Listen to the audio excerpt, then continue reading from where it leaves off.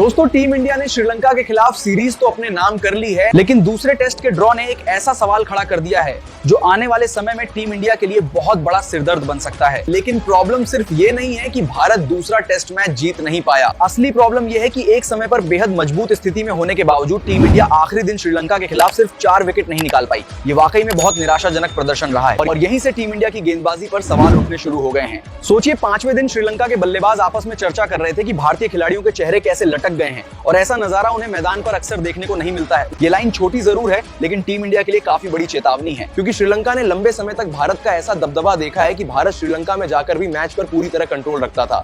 लेकिन इस बार कहानी थोड़ी अलग थी। इस टेस्ट सीरीज की सबसे बड़ी खोज रहे दिनुशा सोनल।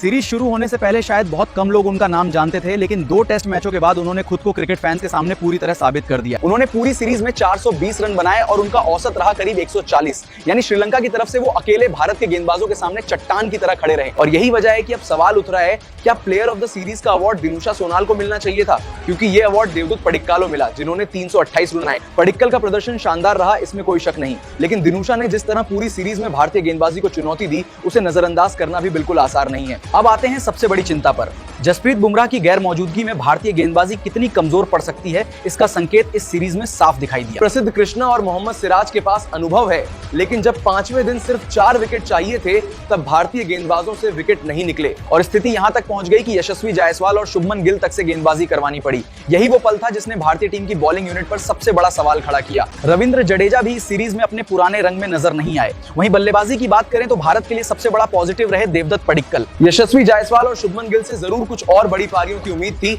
लेकिन कुल मिलाकर बल्लेबाजी ने टीम को निराश नहीं किया और अपना अच्छा प्रदर्शन जारी रखा। और अब सबसे जरूरी बात, वर्ल्ड टेस्ट चैंपियनशिप दूसरे टेस्ट का ड्रॉ भारत के लिए सिर्फ एक मैच का नतीजा नहीं है। इससे भारत को महत्वपूर्ण WTC पॉइंट्स का नुकसान हुआ। श्रीलंका से 2-0 की जीत की उम्मीद थी, लेकिन अब भारत को कम पॉइंट्स के साथ आगे बढ़ना पड़ेगा और आने वाले मुकाबले बिल्कुल भी आसान नहीं है। भारत को न्यूजीलैंड में टेस्ट मैच खेलने हैं और उसके बाद ऑस्ट्रेलिया के खिलाफ 5 मैचों की बड़ी टेस्ट सीरीज भी खेलनी है। यानी आगे की राह बेहद मुश्किल है, क्योंकि WTC फाइनल में पहुंचने के लिए सिर्फ मैच जीतना ही काफी नहीं होगा।